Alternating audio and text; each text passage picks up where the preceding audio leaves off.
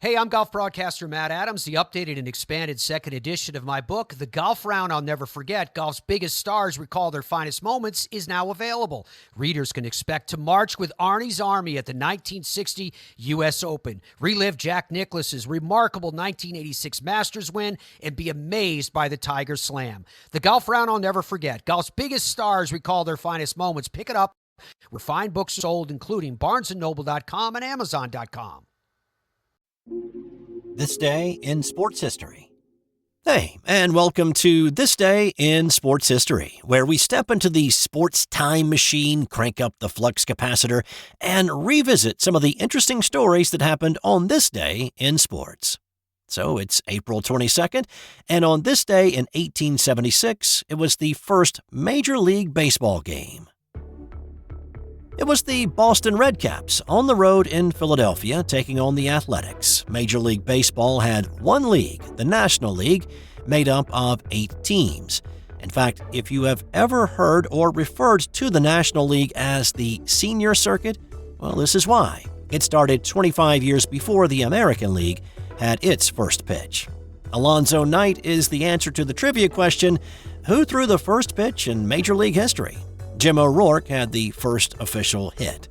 There were an estimated 3,000 fans at Athletic Park, which at that time was located at the corner of 25th and Jefferson Streets. The game looked a good bit different than what we know today. First, the pitches were delivered from 45 feet instead of the now 60 feet 6 inches. Pitches were also delivered underhand. Well, they were supposed to at least. That rule was broken fairly regularly. And instead of 4 balls to draw a walk, it took 9 balls. Prior to the pitcher delivering his pitch, the batter would specify either a high strike zone, which was waist to shoulders, or low strike zone, waist to shins, and the pitcher was supposed to deliver the ball in that area. This game lasted about 2 hours, and it had an exciting finish. The Red Caps, who would later become the Braves, trailed by a run entering the 9th, but plated 2 runs to win 6-5. The game was played in favorable weather, and I only bring that up because there were other games scheduled for this day, but they were not played due to poor weather conditions at other parks. So there are some qualifiers here. We've mentioned before the first professional baseball team were the Cincinnati Red Stockings, and there was a professional league that predated the National League, but it was a fairly loose association, and it lacked central governance. The teams in that earlier association were subject to gambling. Players showed up drunk, they played drunk, and there was a lot of corruption within the teams and ownership, and that association folded in 1875. So from those ashes, William Hulbert emerged as the founder of the National League, and he brought the strongest clubs from that old association to the National League. So what happened on this day was the start of what we know as Major League Baseball today. Speaking of firsts in Philadelphia, let's go to this day in 1947 when the first championship series of the new Basketball Association of America wrapped up. In this one, it was the Philadelphia Warriors against the Chicago Stags. Joe Fulks led the way for the Warriors with 34 points and an 83-80 Game 5 win, witnessed by more than 8,200 at the generically named Philadelphia Arena. The Warriors weren't the best team in the regular season, finishing 14 games behind the Washington Capitals, but the Warriors were playoff performers, topping the Caps in the Eastern Conference Finals 4-2, and the BBA would later merge with the National Basketball League to form the NBA, and I'll have more on that tomorrow. And if you've ever seen the 1979 movie Breaking Away, then you should remember the Little 500 bicycle race on the Indiana University campus. So it's a real thing that started in 1951 and is a 200-mile, 4-person relay race. Well, on this day in 1988, it was the first time that women were actually allowed to participate. So 9 years after the movie previewed, 31 women's teams qualified and competed in 1988, with an all-freshman team winning it. And from firsts to a couple of ends. In 1982, the Atlanta Braves lost for the first time after starting the season with 13 straight wins.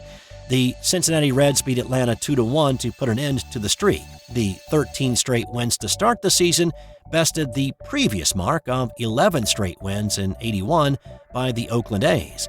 The 13 straight Braves wins streak was equaled by the '87 Milwaukee Brewers, but it has not been bested.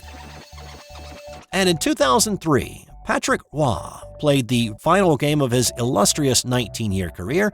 He played 11 seasons with Montreal and 8 with Colorado, and he is credited as being the guy who made the butterfly style popular with other goalies around the league. Unfortunately, Patrick Roy's career ended in a Game 7 OT loss to the Minnesota Wild in the first round of the Stanley Cup playoffs. He officially announced his retirement a month later. The following year, a group of 41 hockey media folks named him the greatest goalie to ever play in the NHL. He is the only goalie to win the Conn Smythe Trophy 3 times, and also the only one to win it in 3 different decades. And he did that for 2 different teams. All right, time now for today's non-sports Did You Know?